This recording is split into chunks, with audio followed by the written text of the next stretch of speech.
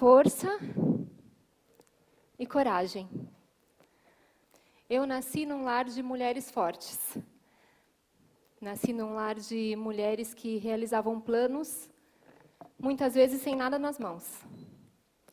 Força e coragem eram as palavras que eu mais ouvia na minha casa. Tive a minha mãe sempre como braço forte de casa.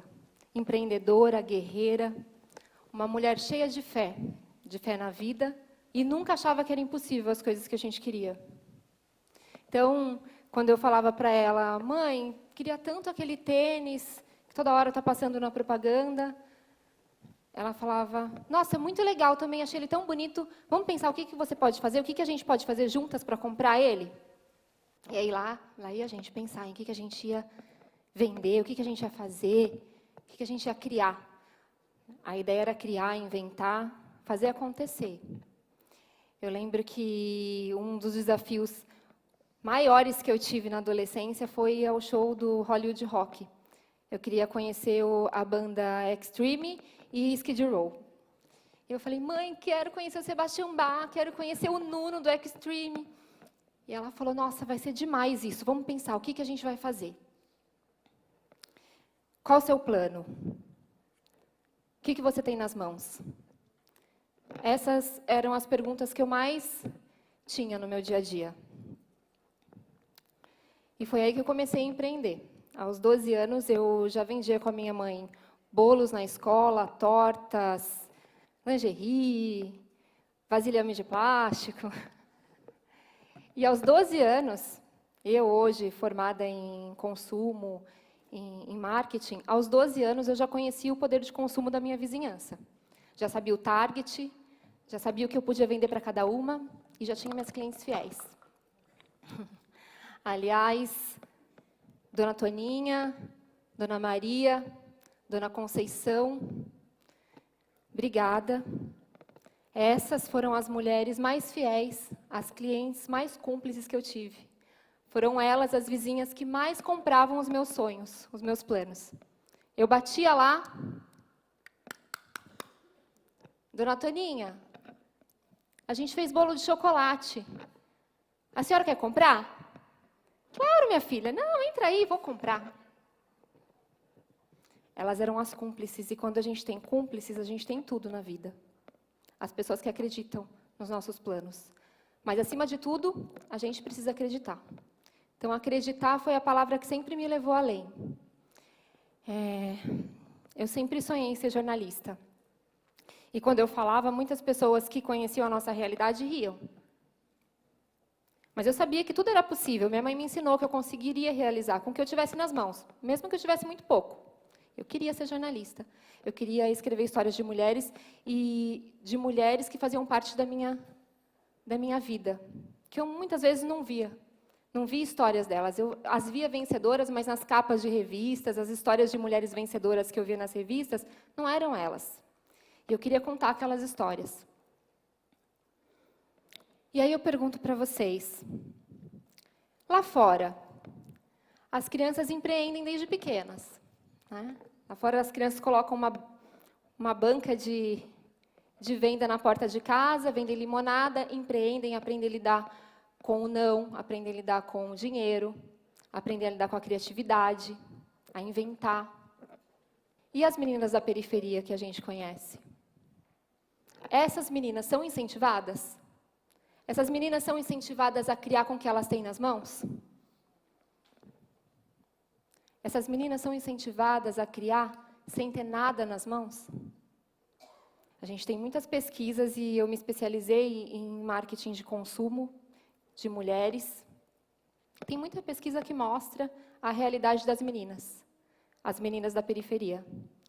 As meninas, para vocês terem uma ideia, tem uma pesquisa da Plan International que mostra que 65% das meninas limpam a casa todos os dias, ao passo que apenas cerca de 11% dos meninos, homens, fazem o mesmo.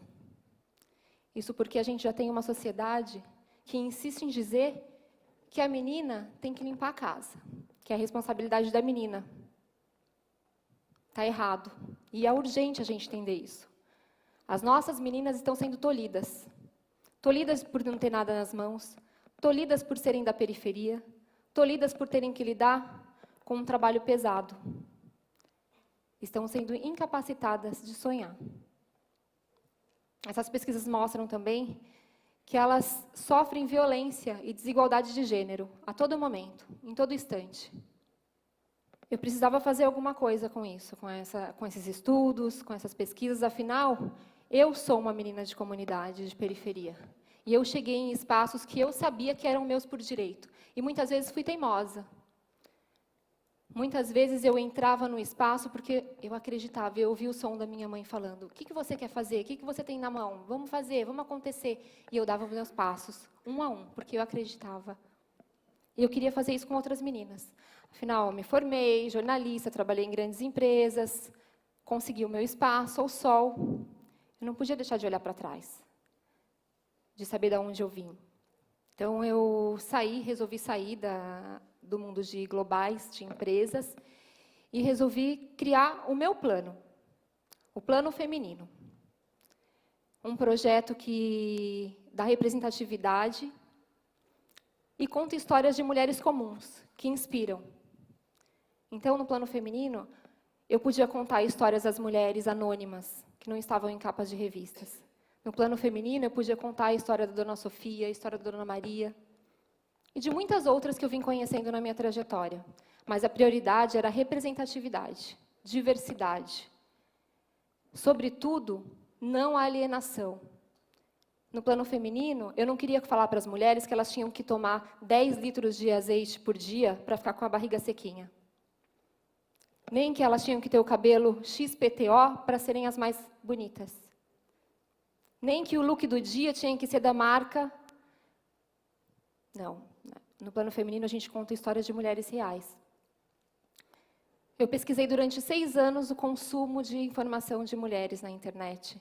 E as mulheres se alienam por conta de tanta informação inútil. De tanta coisa que enfiam na nossa cabeça. Você tem que ter, você tem que consumir, você tem que ser. No Plano Feminino, a gente não tinha isso. A gente não tem. Eu resolvi, nesses 6 anos, voltar para a comunidade.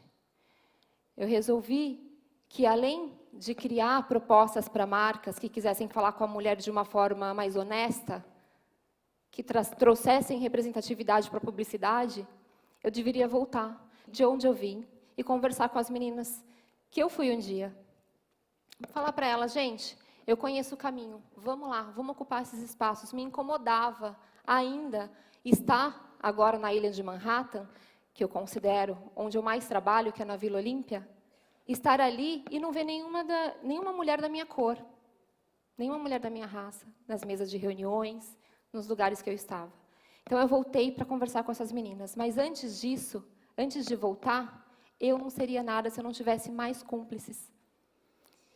E eu acreditei mais uma vez e fui bater na porta de mulheres incríveis, que acolheram o projeto Plano de Menina.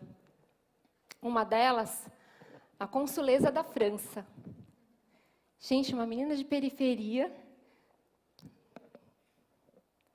tinha aberto o próprio negócio e tinha uma consuleza da França como embaixadora de um projeto. E eu posso conquistar o que for na minha vida, eu nunca vou esquecer de onde eu nasci. E eu sempre me emociono com essas conquistas. E além da consuleza da França, eu tinha juízas, promotoras, jornalistas, publicitárias, empreendedoras. Eu tinha muitas amigas cúmplices de um plano e mulheres que eu fui conhecendo nessa trajetória de acreditar. Mulheres que não viveram a mesma situação que eu. A maioria delas não viveram. Mulheres que tinham trajetórias extremamente diferentes, mas que a gente tinha um propósito em comum: amor por gente e transformação. A gente queria transformar o futuro das mulheres.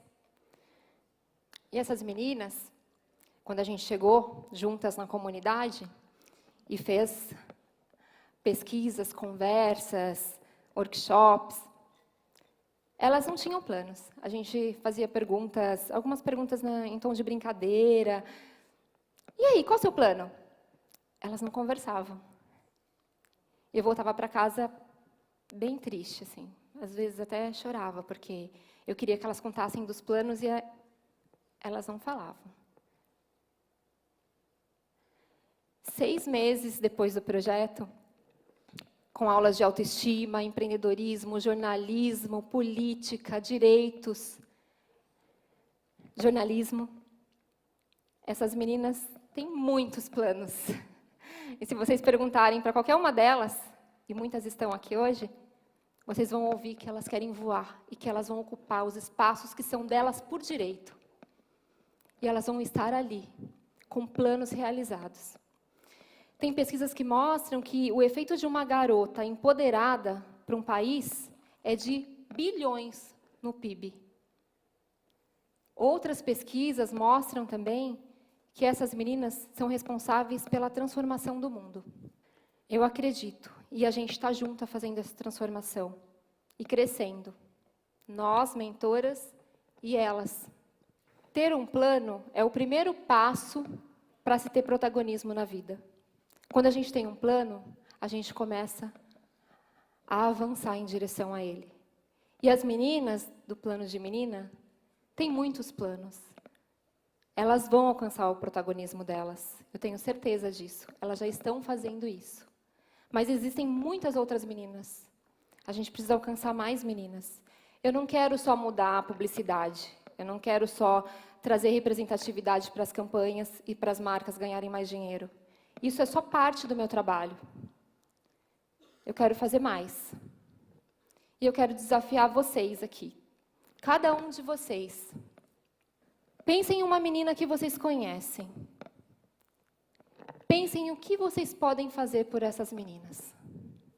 Se cada um de nós conseguir mentorar uma menina, a gente vai ajudar na transformação desse mundo. A gente vai ajudar a ter mulheres protagonistas. Mulheres que, sim, vão ser melhor representadas em todos os universos, em todas as esferas da sociedade. Eu acredito que a gente, junto, pode empoderar muito mais meninas.